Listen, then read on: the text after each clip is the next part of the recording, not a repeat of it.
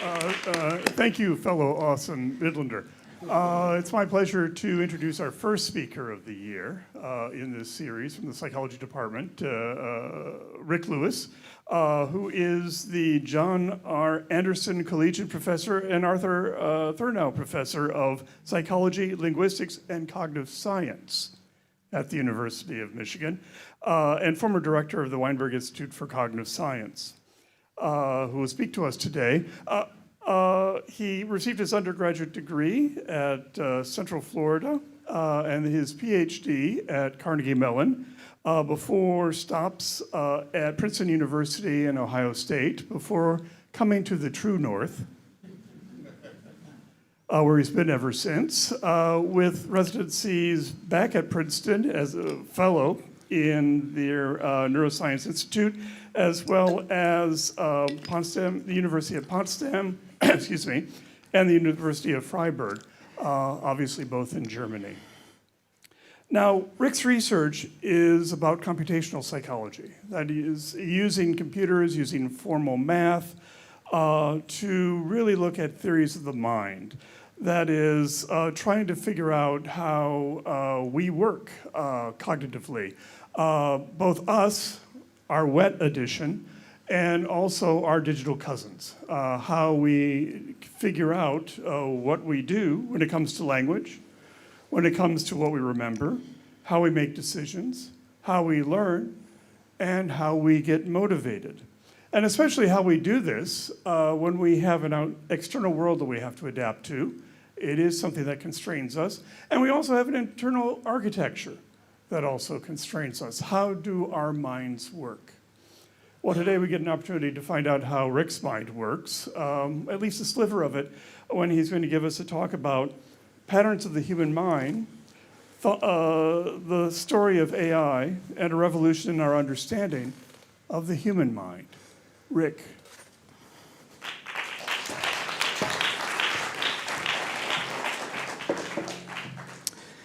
So thank you, Steve. Thank you, Dave, for the kind introduction. And thanks to our friends at the library for the forum.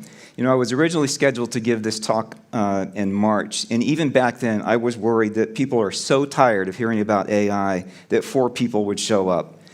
Now that it's September, I was worried that 2 people would show up, including Dave and me. So thank you for taking some time out of a lovely Ann Arbor evening to keep us company. You know, it's hard to believe that the students starting their first year at Michigan right now spent most of their high school years with systems like ChatGPT. The fire hose of news and opinion about AI continues to grow, about the race to build superintelligence, which AI system is on top of the leaderboards, claims that artificial general intelligence is almost here, or that it is already here, or that AI systems are just statistical regurgitation machines. Or as one New York Times opinion writer put it, they're only as good as an intern whose work always needs to be checked. Obviously, the intended audience for that piece did not include college students looking for summer internships.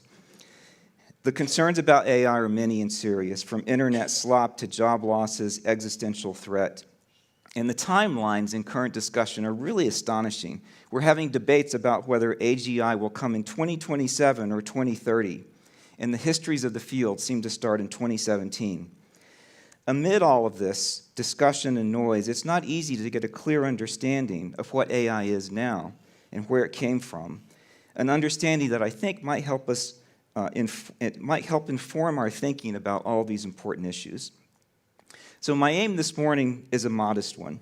I want to tell the story of artificial intelligence, how we got to this moment. It's a story of interesting people and ideas, beautiful, simple, and powerful ideas. It's not only about the attempt to build artificial minds, but it is about the attempt to understand our own. Understanding this story will help us to understand what's here now and what might be on the horizon.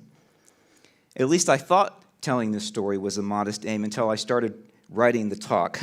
Needless to say, this is an incomplete telling, but by the end, I hope to convince you that we are not in the midst of just another tech boom.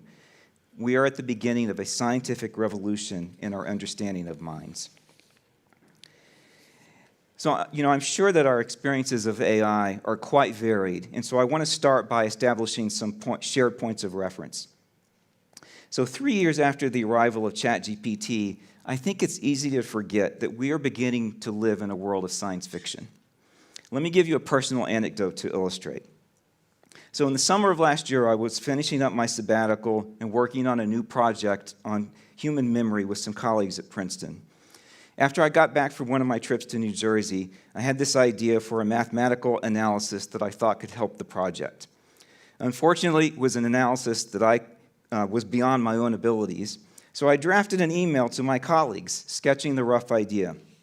Then right before I sent the email, I decided instead to give it to ChatGPT and say, please do this analysis. But I got greedy and I said, and please create a short technical report, complete with title, abstract, beautifully typeset equations, and references. I don't know why I said please, but I did. In a couple of minutes, it produced this document, which has some important ideas and directions that we're still following up on. Now, if you had described this scenario to me 4 years ago, I would have said the only thing plausible about it is that I had an idea for something that I couldn't do.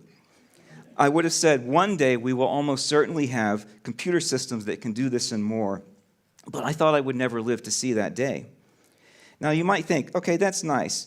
ChatGPT fleshed out some details in the little note, but it didn't come up with the idea. Maybe there's a fundamental divide between human creativity and AI creativity. Maybe it just parroted back what it found on the internet. But consider this. Earlier this year, the startup company Sakana AI submitted a 7-page paper to a scientific workshop at a major AI conference, a paper that was entirely written by a system they call AI Scientist. I'm glad I'm nearing the end of my career. What was remarkable about the paper is that the AI Scientist came up with the technical idea for the paper, created a plan for computational experiments to test it, ran the experiments, analyzed the data, and reported the results in a paper with abstract graphs and references. And the paper was actually accepted to the workshop in a blind review process, getting reviews that were better than 65% of the human submissions. They then withdrew the paper. Everyone knew the experiment was happening, but no one knew which of the thousands of submissions was written by the AI Scientist. Now, is AI good just at math and computer science? Just in case you need convincing otherwise, here's a very different example that appeared recently in the New York Times. It was a very moving piece written by an 82-year-old clinical psychologist who decided to give ChatGPT a try as a, quote, thinking partner. He came in with with low expectations, but after several weeks of interaction, this is what he said. I was not prepared for how it would shift my interior world.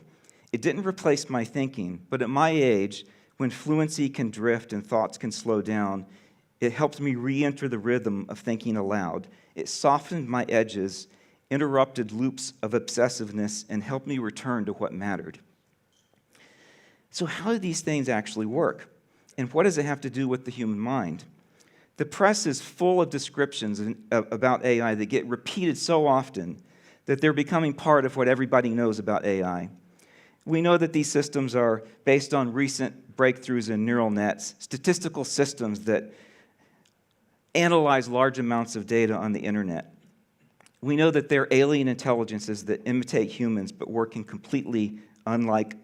ways completely unlike the human mind. I want to convince you that this common characterization is at best misleading and in some ways outright false. But to understand what is happening now in 2025, we need to understand the story of artificial intelligence, how deeply intertwined that story is with our attempt to understand natural intelligence. At the heart of the matter is one of our deepest scientific questions. How can minds exist in the physical universe? How can immaterial thoughts be made of matter? René Descartes most famously summed up the classic answer. They can't be. Mind and matter are two different realms. The year a quite different answer to this question became very clear, the year that we crossed the Cartesian chasm, was also the year that we knew artificial general intelligence was possible. And it was not 2020 or 2017. The year was 1936. And to appreciate what happened then, we need to visit a time before computers In fact, a time before the telephone and the light bulb. And yes, this was an AI-generated image, and I can't resist showing you its first attempt. It must have been hungry because it decided to represent all physical matter with a 5-layer sponge cake. Our story starts in the unlikely setting of Manchester, England, around 1800, the center of an industrial revolution that was gaining steam. A key industry was textiles, and marvelous new machines were invented to turn cotton into thread. But to turn thread into patterned fabric still required a human weaver to sit at a loom and painstakingly guide the threads to create whatever pattern was desired. It's really a quite beautiful art. Things changed dramatically in 1801 when Joseph Jacquard invented a machine that would automate the painstaking work. The remarkable thing about this machine was that it read a series of punched cards that hung from a chain, each card specifying the intricate details of one row of the fabric that was to be woven. The machine we're watching here was made in Dearborn in 1934 and is actually on display in Greenfield Village. One stunning example of this is a portrait of Jacquard himself, which was woven by his machine according to the instructions on 24,000 punched cards. Now, I want you to do something that might sound strange. I want you to think of these cards as ideas. Together, a set of cards is an idea for a beautiful tapestry. It's not like an idea or thought. It is one in the following sense. Thoughts are physical patterns that carry information in virtue of their ability to systematically cause other things to happen, including other physical patterns that might be new thoughts. The thoughts in your brain are patterns of neurons firing. The thoughts in the Jacquard machine are patterns of holes in paper cards. Now, note that the meaning of this pattern in these cards doesn't depend on what you think about them. It depends on the relation of the cards to the machine. And you might imagine a new machine that would read these cards and punch another set of cards that represent something new, like maybe adding a silly hat to the tapestry. If you did that, you would have just invented a tapestry computer, and it doesn't even touch fabric. The Jacquard machine got the attention of an English mathematician, Charles Babbage, who was working at the time on the design of a mechanical calculating machine. The machine Babbage envisioned was a spectacular device made out of metal gears and levers, and you gave it input by turning dials to represent numbers. And when you turned the crank, it solved a certain kind of math problem and even printed out the answers onto paper.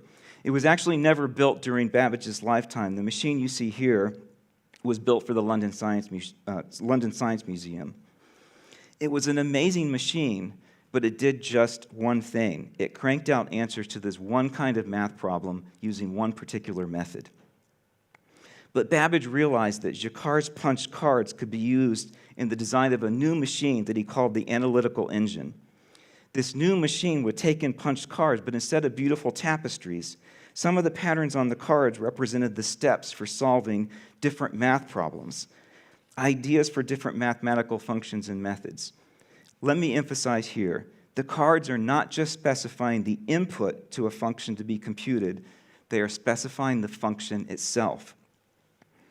Charles Babbage apparently hosted big parties on Saturday nights, and one Saturday in the summer of 1832, he met a young mathematician by the name of Ada Lovelace.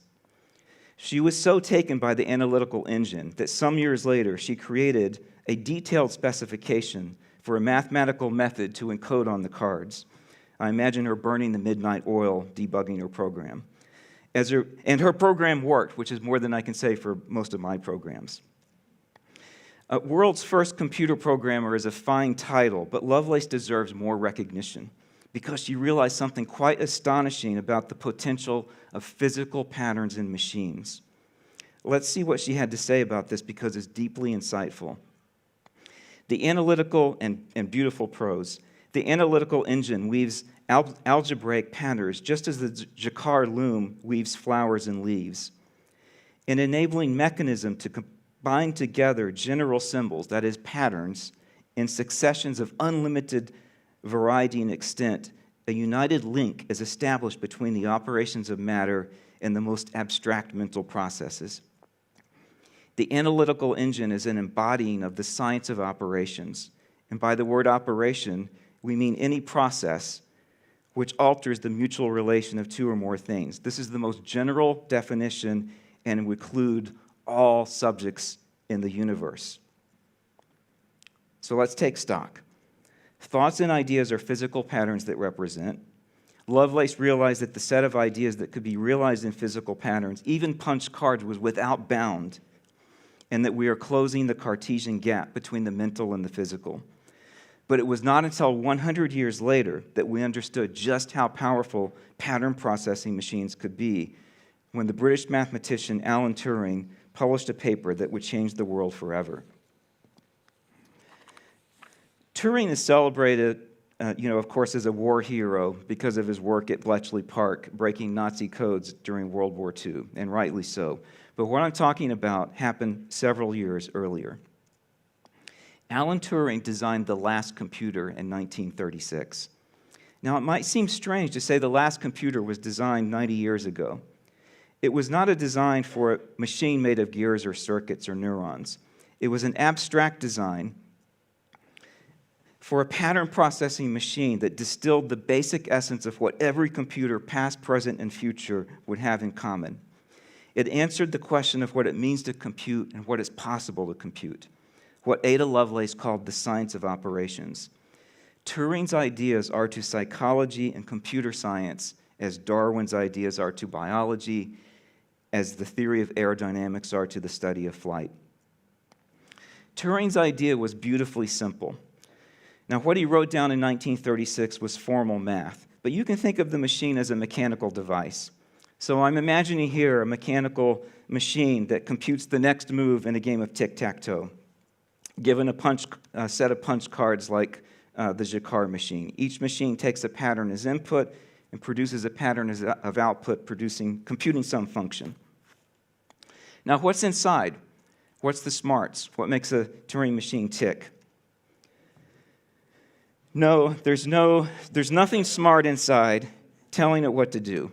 Rather, each machine is built of simple, dumb parts. That's the point. Each step in the computation just depends mechanically on the current position of the gears and part of the punch card. But Turing's machines added an important twist. The machines could punch the cards for their own use, not just for the output.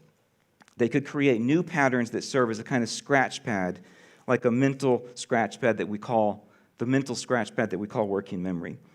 That additional little twist fundamentally enlarged the set of functions that it is possible to compute, to include things like playing chess, telling hamster jokes, an infinite and rich set that includes, we believe, everything that human minds can do, any future superintelligence can do.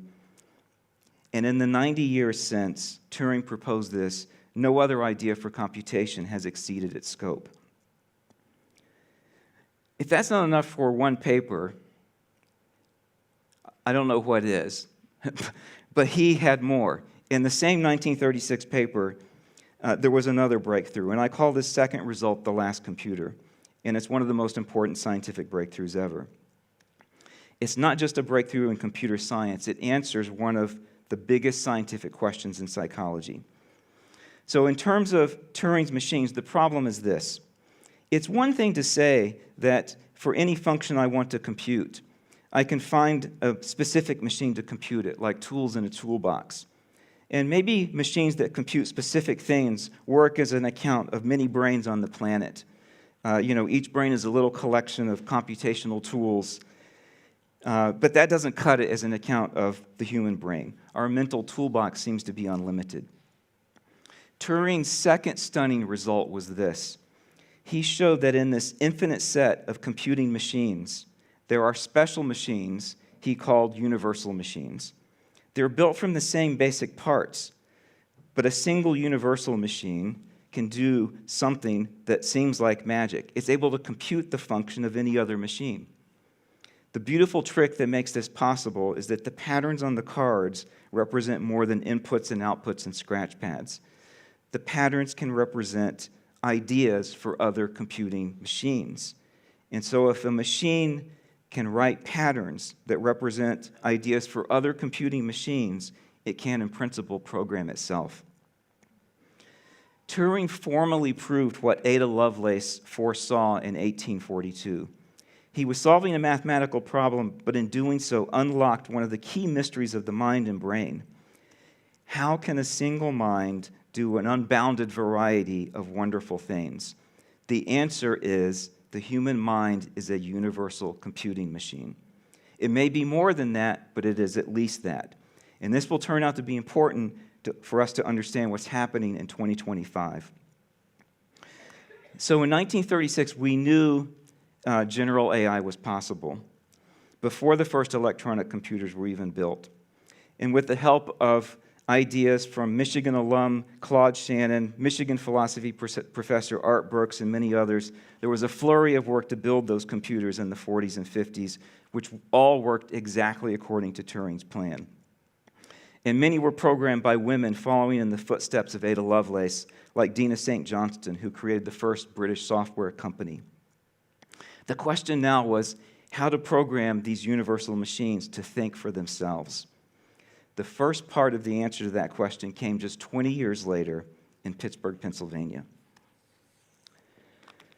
So, the first day of class in winter term after the holidays is usually a tough one for both professors and students. So I awkwardly start out with something like, hey, how's everybody doing? It's really cold out there, right? Herb Simon walked into his class at Carnegie Tech in January 1956 and announced to his students, over Christmas break, Al Newell and I invented a thinking machine.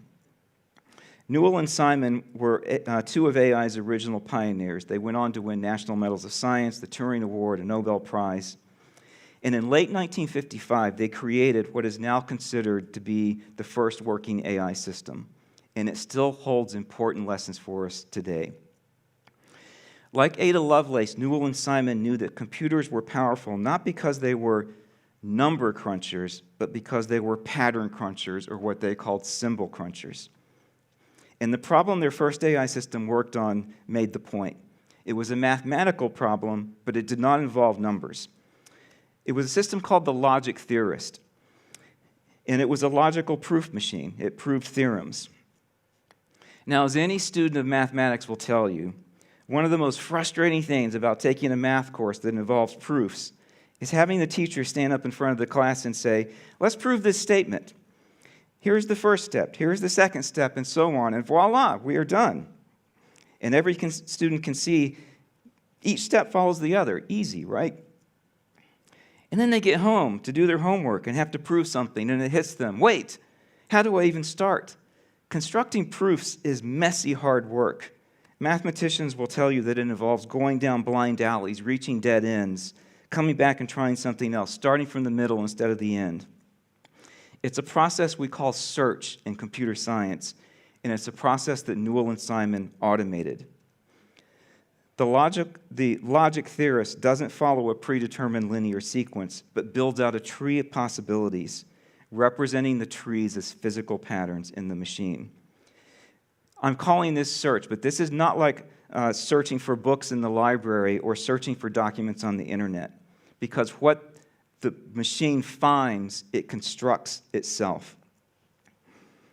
The proofs that the logic theorists worked on were not just any old proofs. They were actually proofs of 82 theorems from one of the landmark works in 20th century mathematics, Russell and Whitehead's Principia Mathematica.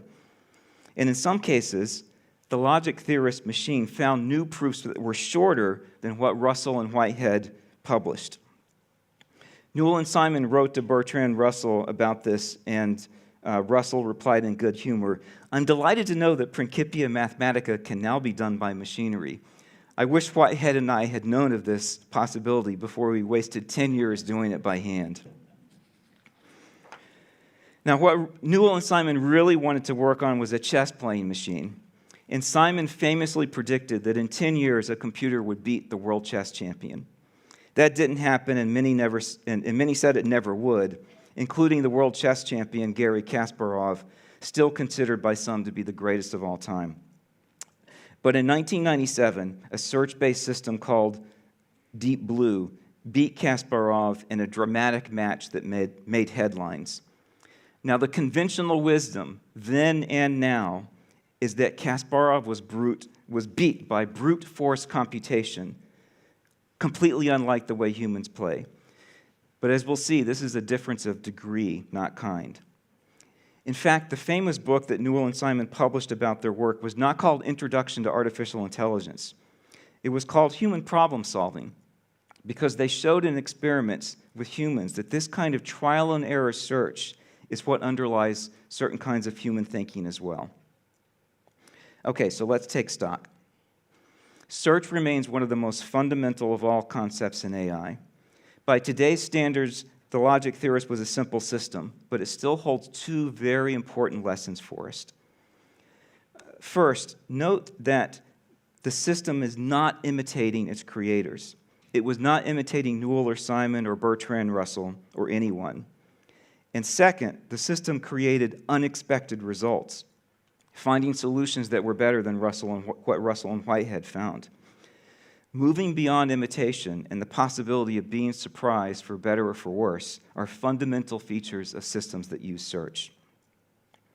But major challenges remained that some thought would never be addressed. First, note the logic theorist could prove theorems but not play chess. Deep Blue could play chess, but it couldn't play poker. Like every other AI system of the day, they exhibited extremely narrow intelligence. Second, and perhaps paradoxically, we could create AI systems that beat the world chess champion, but we could not create systems that even approached the abilities of a 2-year-old, like recognizing objects or grasping and manipulating those objects.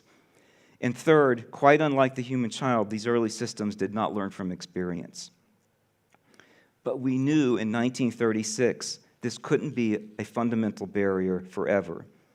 And that brings us to the next chapter in our story. So you probably know that inside ChatGPT is a neural net. But neural nets were not invented in Silicon Valley. Their modern development goes back to 1943, when Detroit native Walter Pitts, a self-taught logician, and Warren McCulloch, a neurophysiologist, created the first artificial neuron. A psychologist at Cornell named Frank Rosenblatt followed up on their work in the mid-1950s with the design for something called the perceptron, such a cool name. Rosenblatt wanted to build a machine that could learn to see like a 2-year-old. And now, if you think that making grand promises about AI is a recent phenomenon, take a look at this New York Times article from 1958. The Navy revealed the embryo of a computer today that it expects will be able to walk, talk, see, write, reproduce itself, and be conscious of its existence. The embryo, a $2 million computer, that's a heck of a lot of money back then, learned to differentiate between right and left after 50 attempts in a demonstration for newsmen. The Navy said it would use this principle to build the first of its perceptron thinking machines that will be able to read and write. It is expected to be finished in about a year. Needless to say, it wasn't. But before you write off Rosenblatt as a crackpot, let's take a look at one of his neural nets, because he was onto something. Like real neurons connected with axons and dendrites, Rosenblatt's artificial neurons are connected together with wires, and they are extremely simple. The artificial neurons pass information along these wires, just a single number. Each wire has a weight associated with it, like the strength of a connection between neurons in your brain. And what the neuron does is it just multiplies the input by the weights and adds up these products. Then it compares this sum to another number called a threshold, and if that sum is greater than the threshold, it gets excited and it sends the sum along to the next set of neurons. Now, this idea for comparing to a threshold came from studies of biological neurons. Now, here's the crazy thing. These artificial neurons from the 1940s and 50s, they are basically what's inside ChatGPT and every modern AI system today. If it seems trivial, consider that the most valuable company on the planet right now, NVIDIA, is worth $4 trillion because they make the computer chips that do these multiplications and sums very, very fast. Just like a Jacquard loom, these networks are pattern processors. Now, what Rosenblatt dreamed of was a machine where the input is a pattern of light hitting the eyes of a machine, and the output is a response. So it could say beer when you show it a beer, and so on. The input pattern changes every time the network opens its eyes, but the weights and the thresholds are the same. They're its memory for how to see. So why didn't the perceptron live up to its promise? It wasn't because the computers weren't fast enough. The problem was that the networks only had one layer. Rosenblatt didn't have a way for networks with multiple layers to learn, and the field quickly discovered that one-layer networks just didn't cut it, no matter how many neurons there are. The problem of how networks with multiple layers could learn wasn't solved for another 10 years. The solution is an automatic way to search for good settings of those weights connecting the neurons. And it wasn't widely known until the cognitive scientist David Rumelhart rediscovered it in 1982. Now, the networks of 1980s actually looked a lot like this one. They were small. They were interesting to cognitive scientists, but they still couldn't really work on hard problems like taking in a picture of a beer or a giraffe and saying beer or giraffe. Rosenblatt's dream still seemed out of reach. So what was the problem? It turns out we really did need a bigger boat. And in 2012, we got one, when Jeff Hinton and his students figured out ways to train really big networks using computer graphics chips of the kind that NVIDIA makes, but still fundamentally based on the 1980s ideas. How big was Hinton's boat? Well, instead of 3 layers and a few dozen neurons, it had 8 layers, 500,000 neurons, and about 60 million connections. Their network learned how to recognize 1,000 different objects trained with a data set of photographs labeled with categories. We know it's not just memorizing because it was tested on new photographs it hadn't seen before. Everybody stopped what they were doing and got on Hinton's big boat. And by the way, this is one reason why he just won the Nobel Prize in Physics last year. Now, these things are not black boxes. We know that the early layers are doing things like detecting edges. The middle layers are doing things like recognizing parts of faces. And the patterns are similar to patterns of activation that arise in your brain when you look at photographs like this. And we know this from fMRI studies. It's not because the neural network is trained to imitate a human brain. It's because they share the same problem of vision. Now, we knew from neuroscience the outlines of what was happening, but we didn't understand the computations along the way. Now a theory of vision is emerging that fills in the missing pieces. Rosenblatt would have been pleased. Okay, let's take stock again. So for the first time, we had artificial systems that began to approach the perception abilities of the 2-year-old, a really hard problem. We got there with a technique inspired by biological neurons. Like a Turing machine, the parts are very simple. And Hinton and his students didn't set the weights in their neural net. That all happened automatically via learning. Okay, that was great, but there are 2 things to note. First of all, this system still doesn't really learn like a 2-year-old. The life of the child doesn't consist of a bunch of images neatly labeled with category names. It's a blooming, buzzing confusion of sensory input without labels. And second, an image classifier is cool, but it doesn't take actions in the world. It doesn't do much. And that brings us to our next chapter.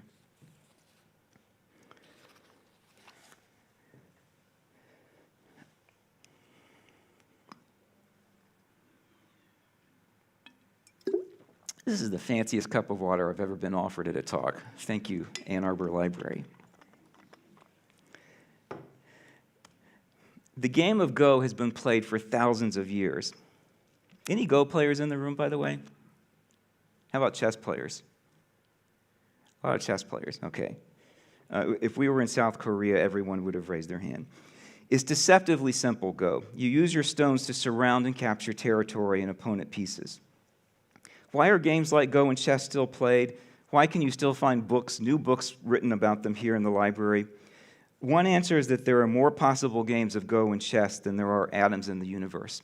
It's not even close. Every game is new. And even after Kasparov was defeated in chess by an AI system, many computer scientists thought they would never see the day that an AI system would defeat the world champion in Go. One reason is that there are about 10 times as many possible moves available from each position. Go is a very big deal in South Korea.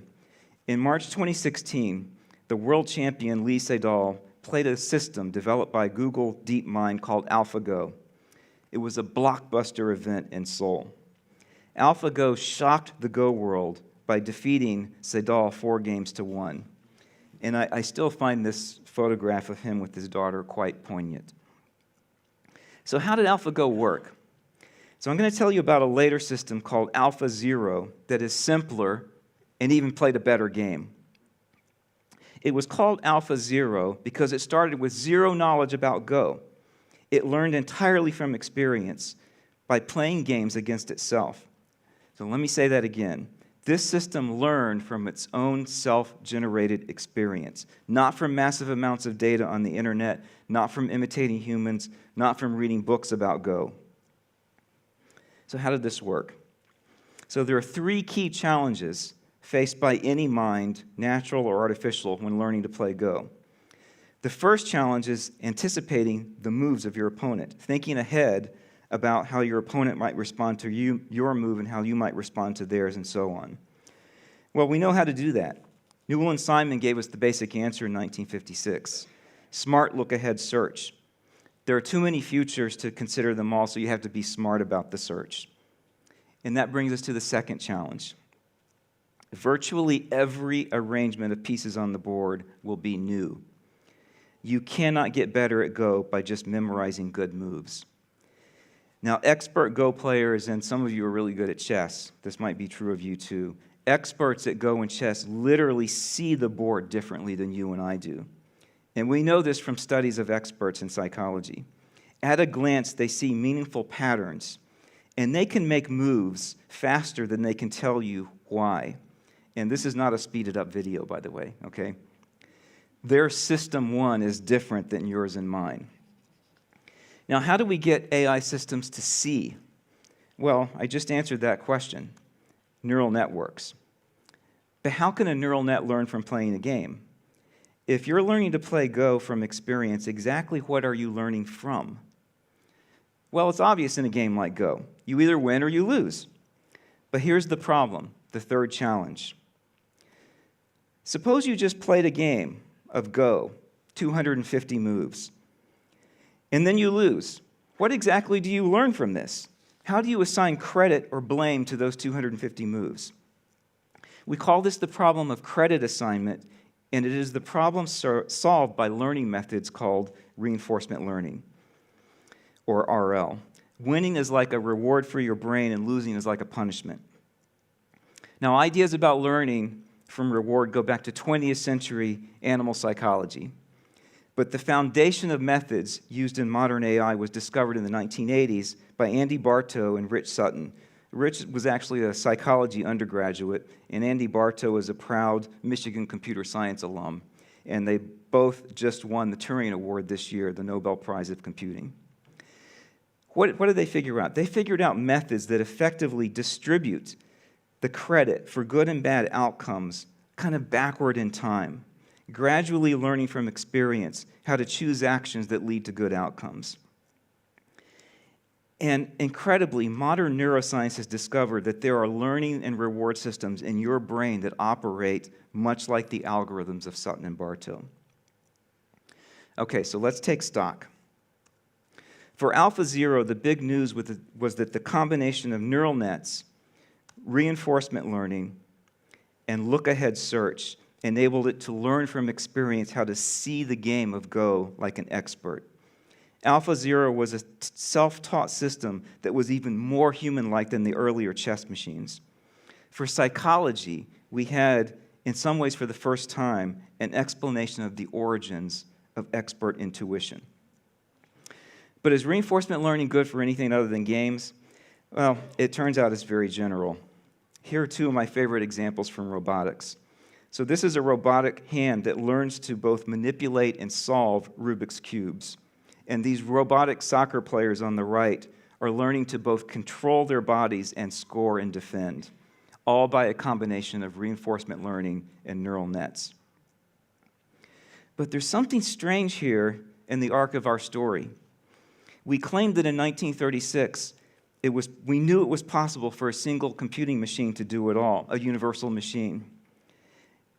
Nevertheless, in 2018, the pinnacle of AI systems like AlphaZero still fell short of the grandest ambitions of the field. After it learns AlphaZero does one thing well, it plays Go or it plays chess.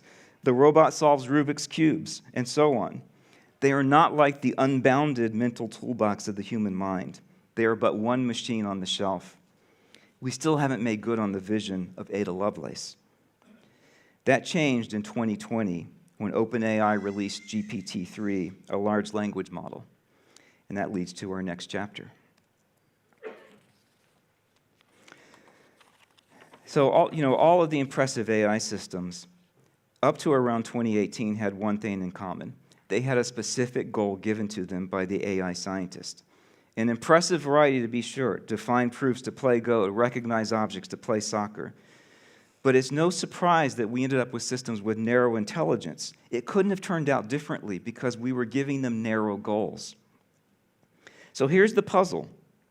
What goal do you give a learning system that should be capable of doing everything, that should learn from every moment of experience no matter what is happening? The 2-year-old doesn't wait for a specific task to be given to her. This is a fundamental problem for psychology. So here's a key part of the answer. It appeared in 1990 in a paper called Finding Structure in Time by the cognitive scientist Jeff Ellman. Now, Ellman was not working on the problem of AGI. He was working on another really hard problem, how to build a system that learns language.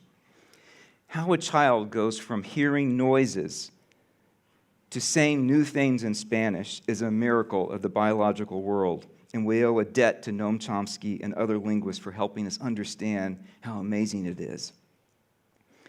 Ellman built a neural net that learned a very, very tiny bit of language. It didn't learn by being taught. There was no teacher saying, this is a good sentence, that's a bad sentence.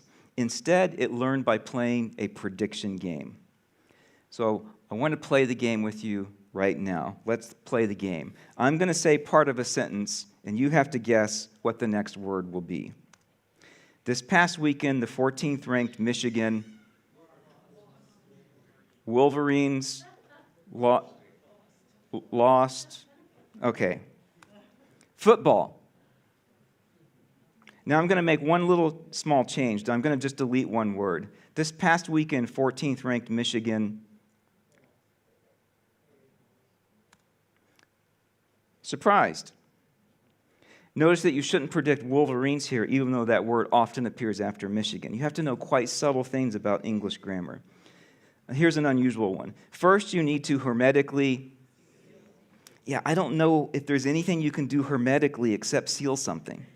It's like it's an extra word. Now try this one. Tomorrow, the Federal Reserve is expected to... Notice that I'm not going to tell you, because I have no idea. Notice that the next word can depend on virtually anything. It might depend on news about the economy over the last 6 months. We're going to call what it depends on the context. And note that except in rare circumstances, you really don't want to predict just one word. You want to hedge your bets.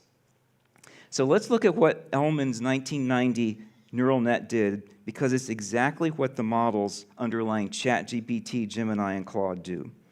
It takes in a sequence of words, a context, and it places bets about what the next word will be. More specifically, it's learning probabilities for all the words in the dictionary. And then when the next word arrives, the weights in the neural net are adjusted a little bit to make that specific word a little bit more likely and the other words less likely, to make the prediction bets better. This method from learning from prediction learns from every moment without feedback. The next word comes in. It needs no teacher. Of course, this is easier said than done. Just like the pattern of light hitting your retina, each context for prediction is new. You can't just memorize them. That's why we need the neural nets. Ellman looked at the patterns of neuron firing in his neural net after they learned to predict. What he discovered when looking at the patterns that were generated by different words, he discovered something very interesting. He discovered that the patterns for nouns were more similar to each other than verbs, and the patterns for animate things more similar to each other than inanimate things. In fact, from the similarity of these patterns, you could see that the network had learned a kind of conceptual hierarchy. These patterns are the thoughts that the network has about each word. Notice that Ellman did not ask it to learn these things. He just asked it to predict. Now, here's something very cool that you can do if you've learned to make hedge bets about the next word. You can generate a next word by rolling dice. Now, what do I mean by that? So, we're going to turn this into a word generator. So, if you throw a fair six-sided die, each side is equally likely to come up. But an unfair die is weighted so that the chances on each side are different. Now, suppose you have 20 words in your mental dictionary. To pick the next word, you roll an unfair die with, say, 20 sides, if you've got 20 words in your dictionary, each side weighted according to the predictive bets that you made. And when you generate the next word, it can become part of the context for the next prediction. And you can generate another word, and another. And now you're starting to talk. And here's the crucial thing. You will start to say new things that did not appear in your training. Okay, now let's take stock. Even with this tiny network, from the simple learning goal of prediction, internal patterns of meaning and grammar start to arise. And a model trained to predict language can be used to generate language. But with a vocabulary of 29 words, Ellman's 1990 model didn't learn to say much. 30 years later, OpenAI got a bigger boat, a much bigger boat.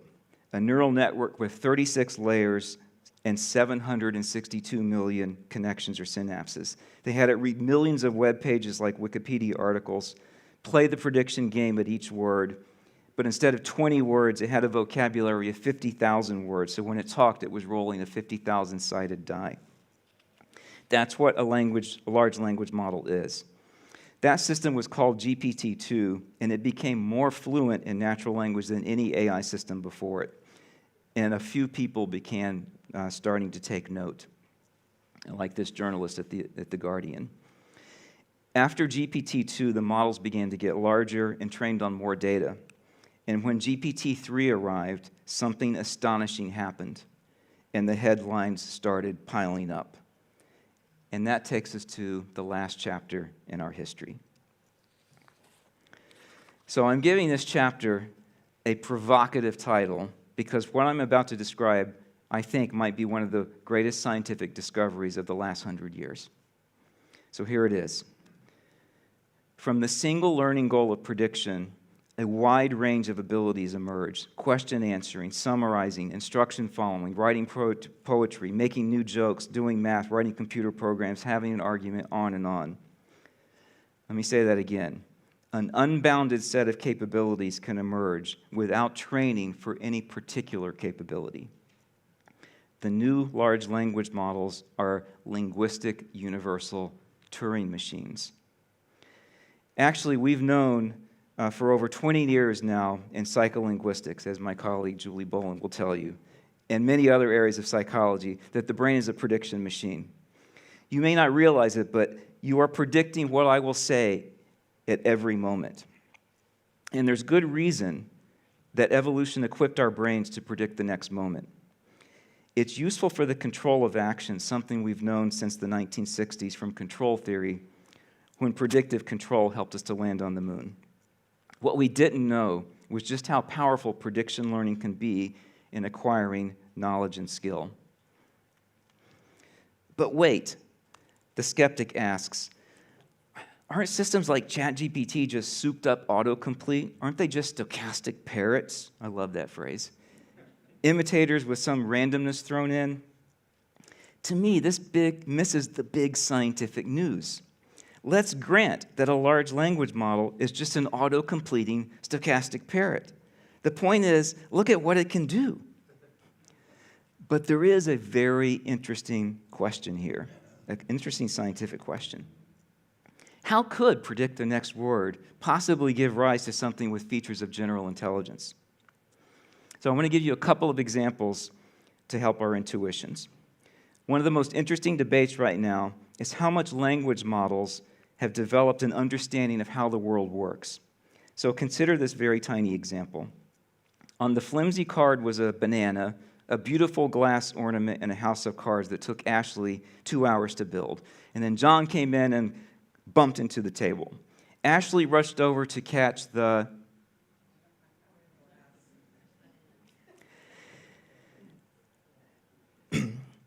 Now, arguably, to make the right prediction here, you need to understand things about both how people work and how the physical world works. Note that the game hasn't changed. We're still just playing predict the next word.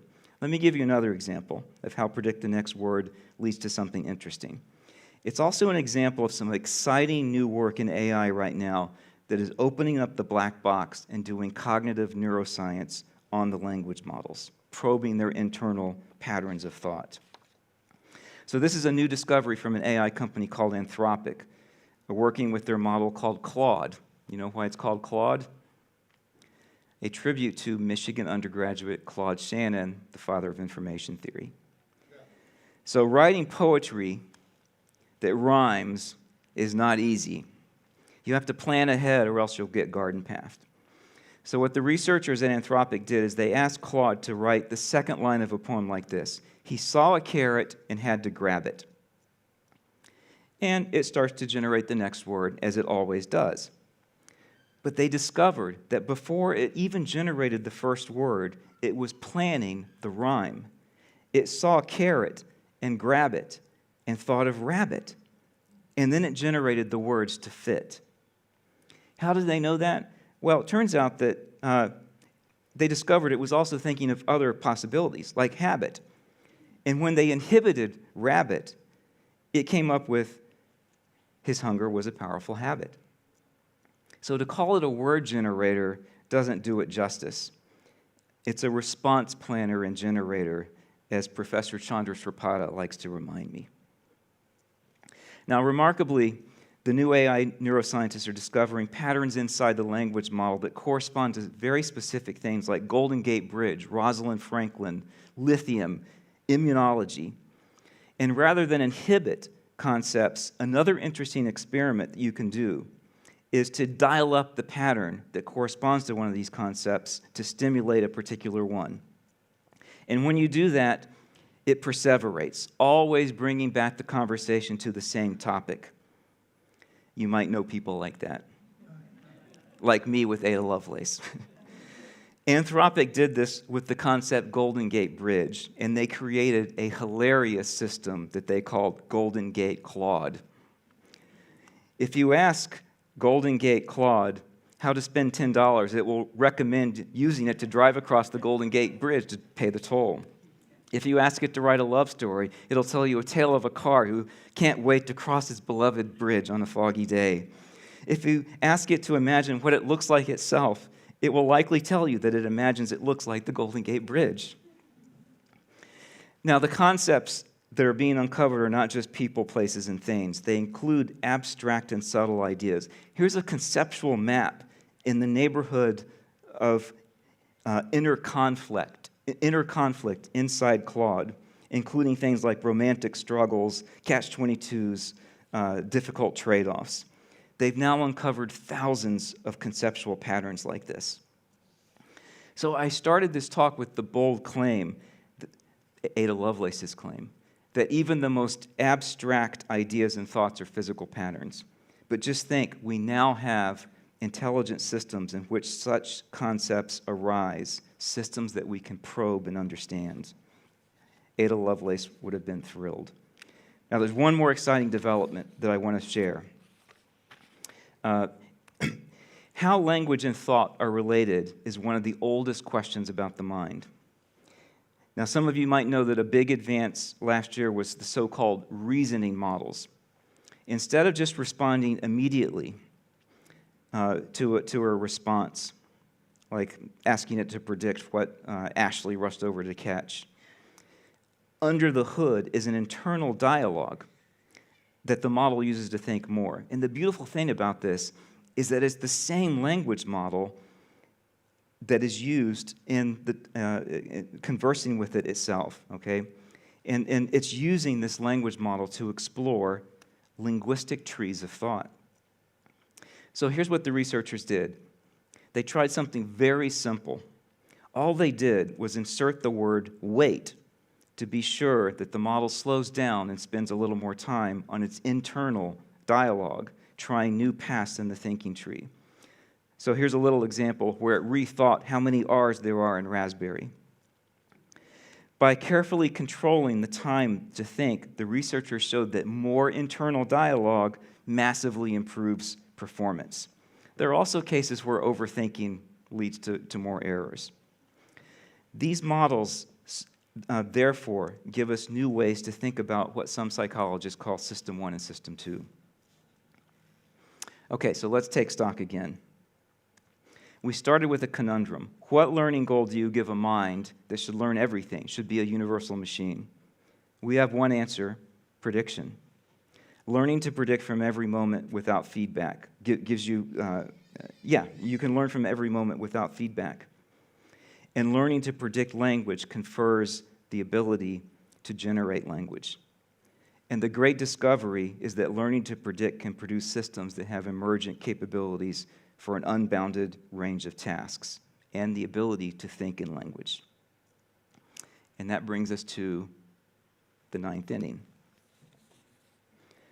So, I don't know if any of you read the abstract to the talk, but I promised stunning new hypotheses about the human mind. But first, we need to deal with a big elephant in the room. Actually, there are two elephants, fittingly enough about scale. There's actually probably a herd of elephants, to be honest. So the first big elephant is size. They're called large language models for a reason. One way to describe their size is in terms of the number of weights or connections. Here's a graph that shows the increase in size over time of the GPT models. We might be getting to 1 trillion weights or more weights than there are stars in the Milky Way. But your brain is a lot larger, at least 100 trillion synapses. At just a nickel a synapse, you're worth more than NVIDIA. So ChatGPT is a modest boat by comparison.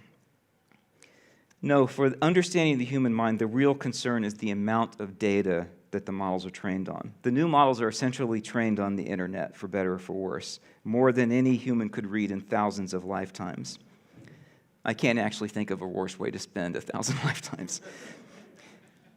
Contrast this with the amazing feats of learning accomplished by a child, such as becoming an expert in the human language in 3 to 4 years. Skeptics would say that how these models learn is nothing like how the child learns. We shouldn't leap to that conclusion just yet. The learning ideas in modern AI, like learning to predict with neural nets, hold a lot of promise for building theories of human learning. They're not just about big data. We're getting better and better at building systems that learn more and more from less and less data. I'll give you a quick example. The cognitive scientist Jessica Sullivan and colleagues strapped a webcam onto a baby's head for 2 hours a week and collected a sample of that blooming, buzzing confusion of input that the child uses to learn the meaning of words. And just last year, a group at NYU used that video and showed that just 61 hours of it was enough for a neural network to learn many of the word meanings and even start to build conceptual hierarchies. If the network used what is called self-supervised learning goals, and prediction is just such an example. These are the seeds of new theories of human development. Okay, let's get on to the hypotheses and take a peek at what's on the horizon. So coming into focus in the last 5 years are powerful ideas about how intuition, knowledge, and creativity arise in our minds, and I think an explanation of the secret of our success. So the first one, intuition, that ineffable knowledge we all possess, arises from perceptual neural networks trained with reinforcement learning, networks that learn by doing. Second, we acquire much of our knowledge and capacity for its use by learning to predict, especially language. Much of what we know comes, especially our most abstract concepts, comes from language, and that knowledge is stored in an internal language model. And we apply that knowledge in thinking with an internal linguistic dialogue. The basis of our creativity is internal generative models that arise from learning to predict. That's an astonishing hypothesis, that creativity, rather than mere imitation, arises from prediction. And finally, we have an unbounded mental toolbox because we are linguistic universal Turing machines. That toolbox is furnished by our culture through the prediction games we play with language. Evolution equipped our brains to do prediction because it's useful for the control of actions. So we now have the outlines of a deep explanation of the secret of our success, one that is grounded in computation, our cultural past, and our biological past. I'm not asking you to believe these hypotheses. Each one poses an interesting question. To what extent is it true? I just want you to be excited about the possibility of new progress on some of the most difficult problems in understanding the mind, progress we couldn't have imagined just 5 years ago. The next 5 years will be at least as exciting.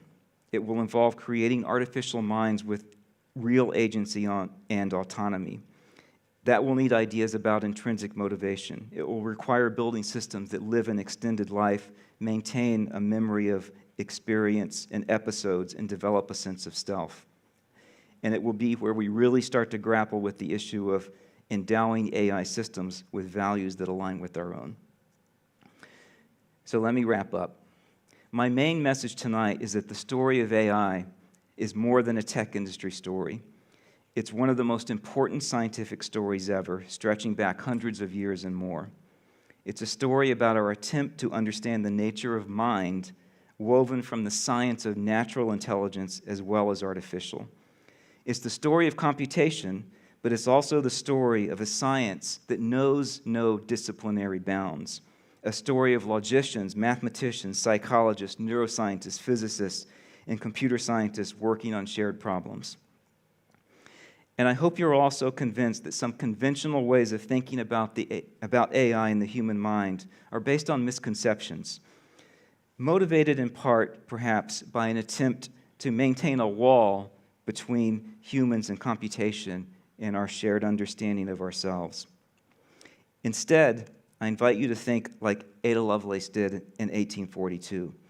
We're witnessing the advent of a new unified science of minds in the plural, one that encompasses a diverse space of possible minds in which human minds and the new AI systems are distinct points.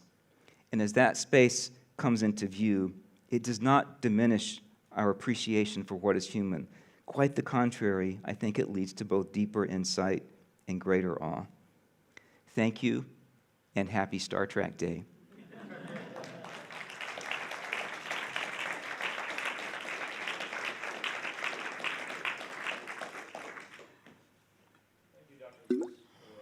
Fascinating talk here.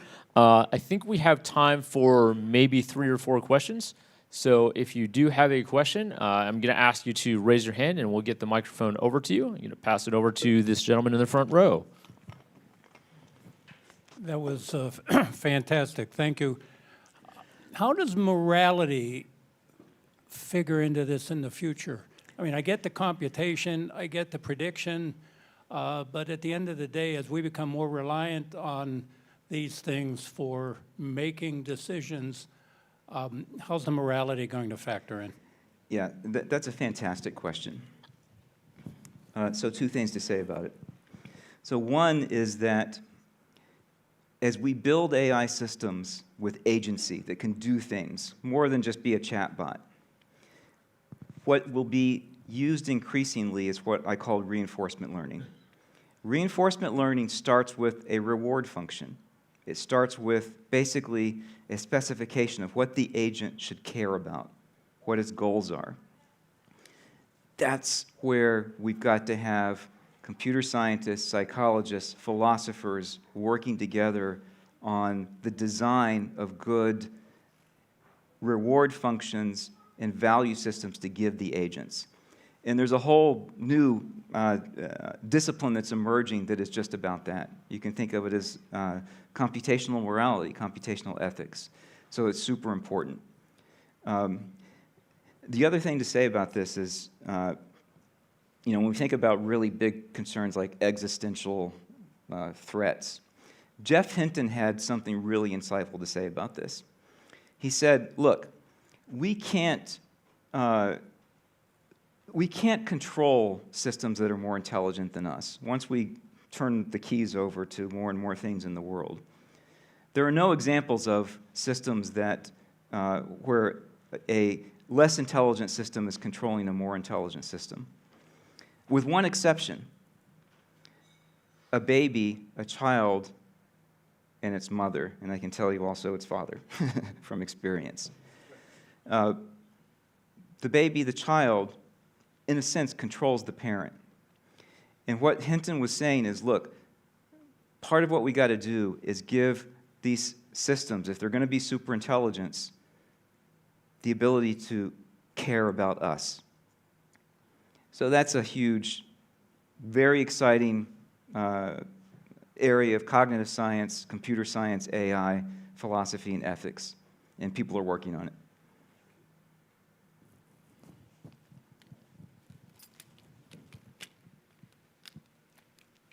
I think this going back there, and then we'll get you.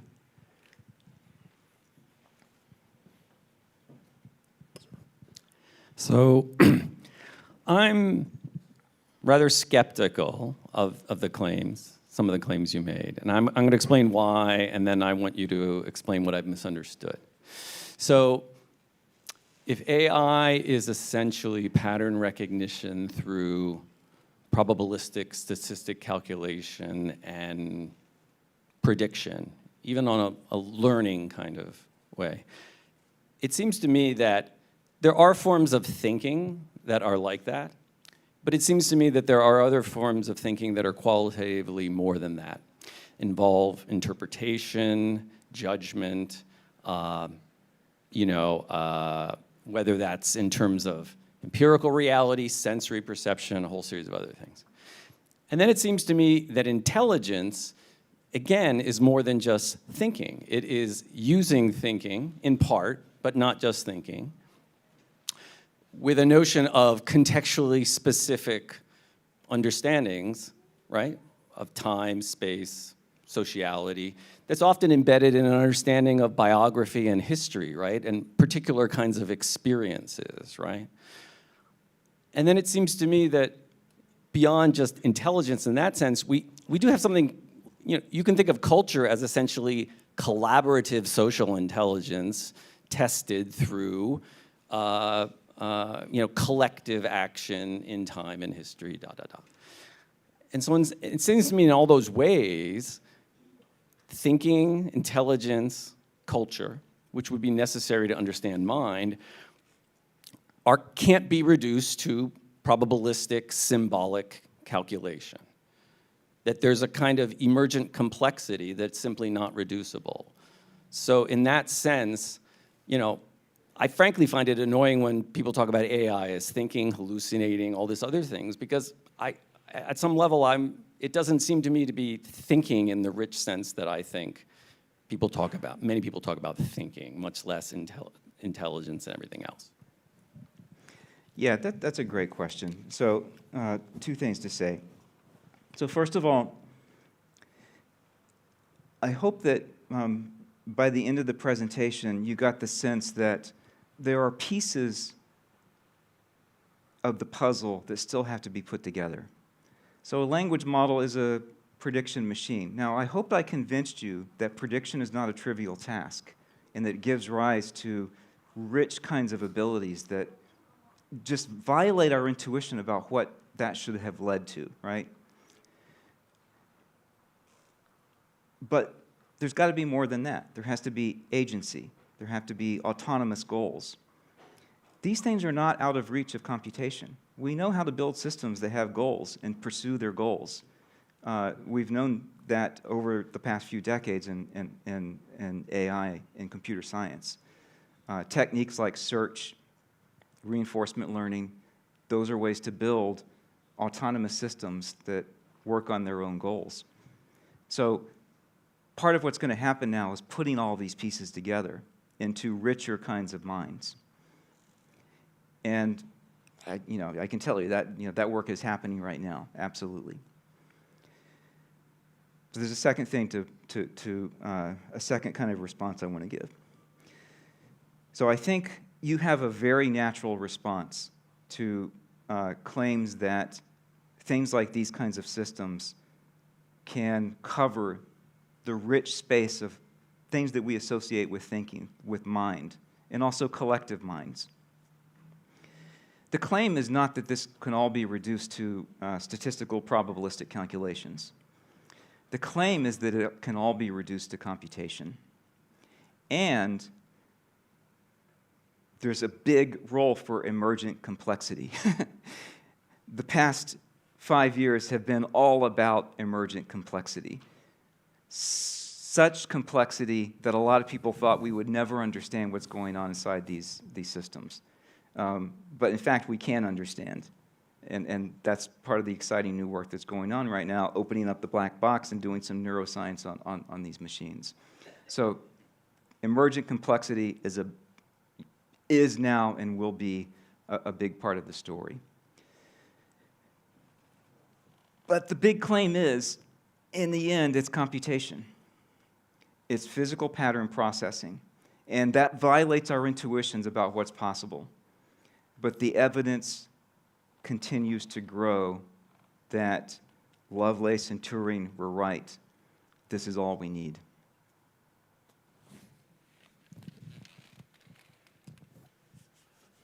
Thank you so much for the talk. Very interesting and super broad. One thing I'm trying to understand, I'm interested in evolutionary psychology, and there's so much emphasis in evolutionary psychology on the domain specificity of the mind. And I'm trying to square arguments for domain specificity with the clear generality of these systems. And so, do you think that, like one aspect of these systems is that we provide the reward function, and humans aren't given a specific reward function, it's inherent in us. And we may have different reward functions for different domains, so to speak. And I'm wondering, how do you think that our evolution has equipped us with reward functions that create either domain-specific or domain-general systems? That's a great question. So I didn't talk about any of my own work tonight, but I've actually got a paper called An Evolutionary Perspective on Reward. Where does reward come from? And for the biological system, the reward doesn't come from the AI scientists sticking it into the brain, right? It's not external. It's what our brain computes, and evolution has equipped us with certain kinds of reward functions. So I think that's got to be part of the story and what gives rise to intrinsic motivation. The question about domain specificity, that's elephant number 6 in the room that I didn't get to. I think that's a great question. So 2 things to say about it. One is that it's astonishing the degree to which we're discovering that very general kinds of learning principles give rise to specialized mechanisms, like specialized mechanisms maybe even for face recognition or beer recognition. I'm thinking ahead a half hour here. So domain-specific computational systems can arise from very general learning, okay? That's one part of the answer. But a second part is the way I'm starting to think about what we are innately furnished with, what is our biological endowment in terms of the mind. We can think about it in terms of very specific things, like we've got a module for mind reading, for theory of mind, for understanding what other people are thinking, or for language, or for vision. There's a related but different way to think about what we're furnished with. We're furnished with very specific kinds of learning goals. and attentional mechanisms. So we know, for example, that from work with monkeys, that there's something about the mammal brain that is innately wired up to do face recognition. That's amazing, okay? Now, why would that, how could that be the case? Well, maybe there's a face template in there that we're born with, or that's a possibility. A related possibility is that template is very, very, very sparse, and it's about directing attention. And the more we attend to a particular thing, then the more that specialized mechanism will emerge that's about that thing. So I think we have rich new ideas on hand here about what the mind is furnished with that are going to be compatible with a view that there's a lot of domain specificity. I think we have time for 2 more questions, and we had one from the back here. Hi there. Not to be repetitive with everyone else who said this, but thank you for this talk. It was really interesting. I really liked the comparison you made of just like describing these models as universal thinking machines. And I was thinking about the idea that we still have humans to kind of evaluate these outcomes that we get from different universal thinking machines. So we're sort of that universal thinking machine because we haven't really taught these universal thinking machines to talk to each other yet. So I was curious if you have any thoughts on what some of the next like steps or problems are or that we need to solve for that. And is there maybe something that we can learn from social interaction to answer that question, whereas these thinking machines were maybe built on what one singular brain can do? And I apologize if this is not an interesting question to anyone else. It's related to my PhD research, so selfishly, I'm really interested. Then it's the most important question tonight. Oh, thank you so much. Yeah, so that's a great question. By the way, if you go online, you'll find lots of interesting, I hate when people start a sentence with "if you go online." But if you go online, you'll find a lot of interesting experiments that people are doing, getting the systems to talk to each other.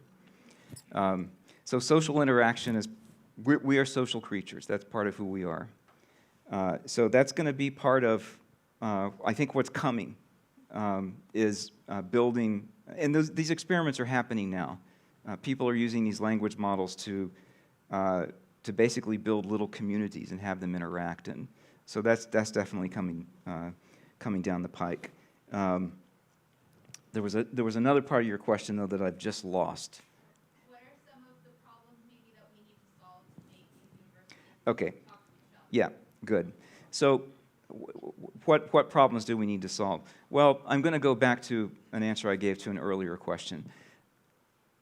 A big thing that has to happen to solve a lot of these problems is to give the agents the right kinds of intrinsic rewards, okay? So the prediction learning task is amazing. I called it, what it led to, I called it the great discovery. That's super cool.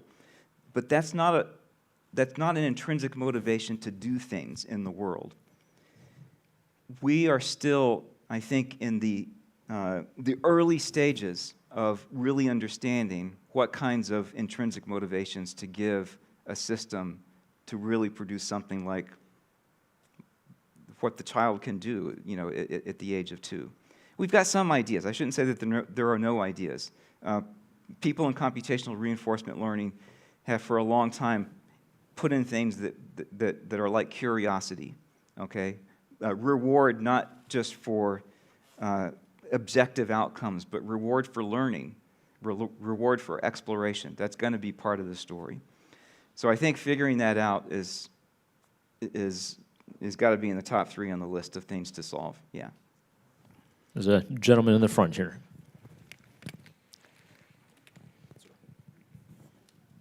Thank you.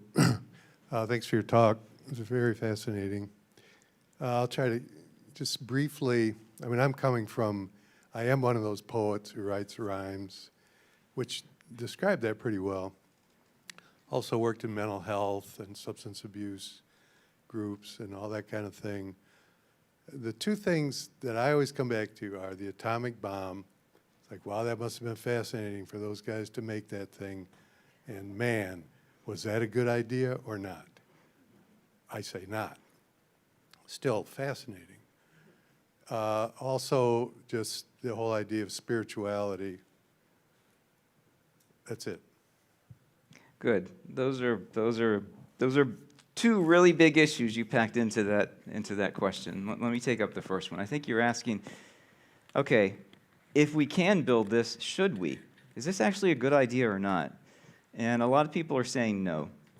And I think it's reasonable to be worried about it. I don't have good answers, but here's the way I'm starting to think about it. We face what seem like intractable problems, like climate change, okay? How to design, our political and social systems to bring out the best in people instead of the worst, and on and on. I think it would be good if we had help figuring those problems out. And having an AI scientist and thousands of them working on these problems for us, I think that is really good. So, medicine, there already have been, examples of AI-driven science. So I think that's a good thing.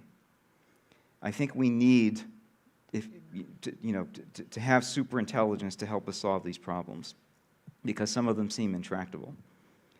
The question is, are we, signing ourselves up for an even bigger problem? Controlling the systems down the road, the AI apocalypse. My sense is that, again, early days, that these are tractable problems. They are not unsolvable problems. And to me, these problems of making sure that the AI systems actually care for us, for example, being smart about what we give them access to, all of these things, they're super hard problems, but it seems a little bit more tractable to me, possibly, than some of these other bigger problems we face. So it's a bet, it's a trade-off. So that's where I'm starting to come around to it. But I can easily see, these are just conjectures, but I can easily see why you would, want to fall on the other side of things. When it comes to spirituality, what gives meaning to life, things like that. I mean, this is where I really need the beer now, because I'm going to get into some very amateur philosophy. I want to say something very specific, though, that this reminds me of. I ended the talk by saying that I think none of this reduces, for me anyway, the awe and appreciation of what is human. And a particular example of this comes up in art. There's a lot of worry right now that AI-generated art's going to flood things. And we're just going to be listening to AI-generated music and reading AI-generated novels. For me, there's something strange about this. When I read a novel, when I see a piece of art, part of my experience is the sense that I'm not alone. There's somebody else out there. There was another human who did that, and I'm getting some insight into that human. The provenance matters to me. And I think that will be the case going forward, right? These things matter to us. And so I think we're going to have ways to come to grips with things like, what gives life meaning. And I think even ways to think about, what we value about ourselves. It's not, when we give assignments to college students to write essays, it's not because we think that the world needs 30 more essays on a topic. It's because we care about those 30 individual minds, right? That's what we care about. And no matter what happens in AI, nothing's going to take away the fact that you are you. There's no other you out there. And that will be true always, even going forward. So I think all of this, yeah, I really do need the beer now, but I think all of this sort of, I think even these problems of meaning and so forth, they're not intractable problems. There are ways to think about things that, for me anyway, help us make sense of what's going to happen. I'd like to close first of all, by thanking Dr. Lewis for a fascinating presentation, a thought-provoking conversation with us here. And to end on a slightly lighter note, I do want to put him on the spot. What's your favorite AI-related movie and why? Ooh, favorite AI-related movie. All right, I'm going to give a different answer. I'm going to give you my favorite AI-related TV show. Fair enough. Okay? Because it is September 8th. It is, in fact, Star Trek Day. And September 8th, 1966, the series started. And in that series, Spock and Uhura and Captain Kirk, they talked with the ship's computer. AI was there. That's my favorite. On behalf of your Ann Arbor District Library, thank you, Dr. Lewis. Thank you, Dr. Dunning, and the Department of Psychology. Thank you again for coming. We appreciate your support for your Ann Arbor District Library. Have a great evening. Thank you very much.